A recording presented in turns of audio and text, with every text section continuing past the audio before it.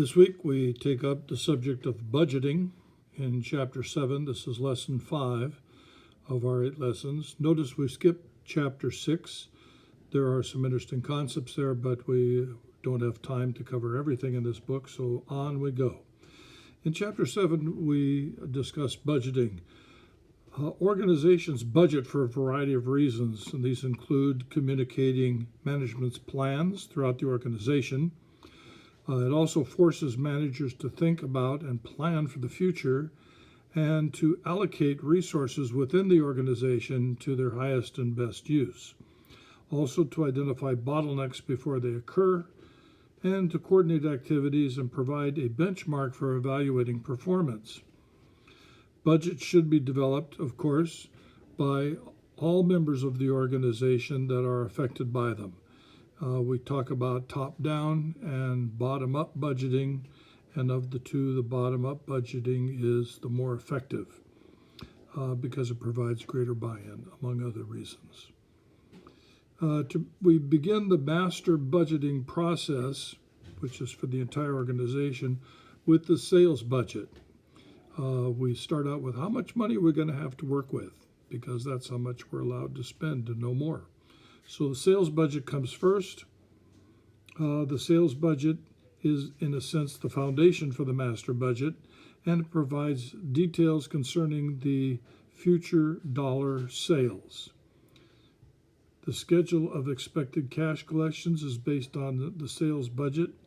The expected breakdown between cash and credit sales, and the expected pattern of collections to credit sales. All of these figure into it.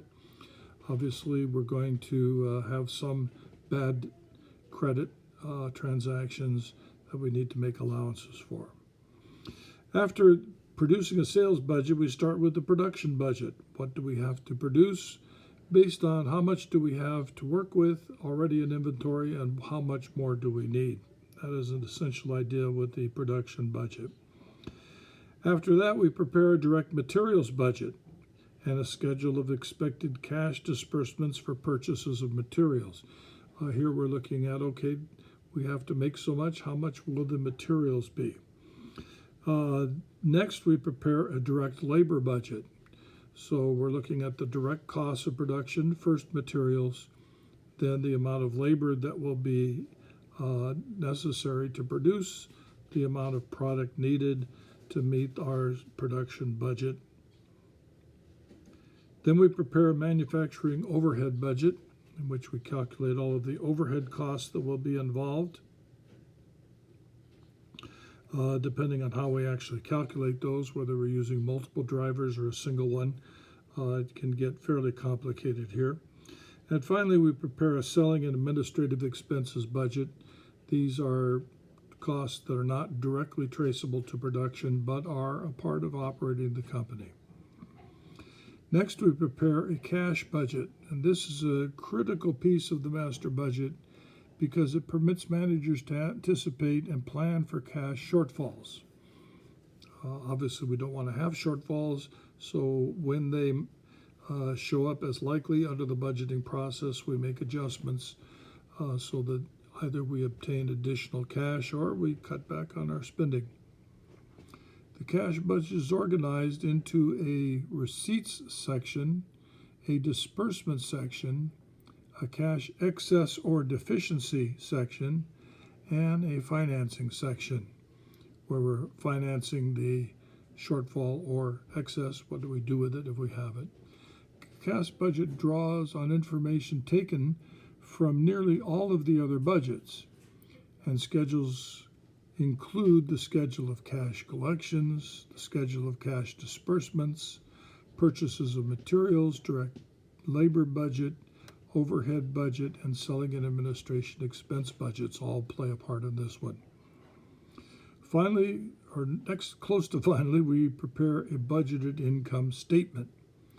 The income statement is constructed using data from the budget, and we project out the manufacturing overhead, selling administrative costs, and the cash budget.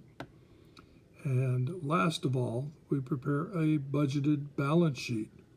which is constructed using data from all of the other budget plans.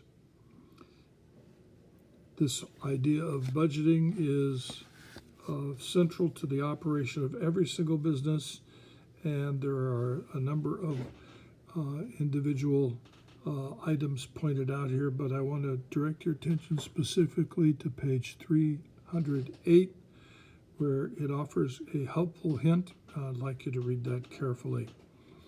Having read Chapter 7 and reviewed the material, and I also recommend looking at the PowerPoint presentation for the chapter, we turn to the chapter exercises, and we have two here under the heading of discussion questions. Discussion question for Chapter 7 include problems 1, 3, 5, 7, 9, 12, 13, 14, and 16. Each of these is fairly brief. And then problem 20 is the extensive problem, and I would budget my time, isn't that appropriate, to do about a third of the total time on exercise or problem number 20. Don't forget to complete the online quiz. Looks like those are going along fairly smoothly, and continue to master the new vocabulary, and we will be seeing you for lesson number 6 in a few days. Bye-bye.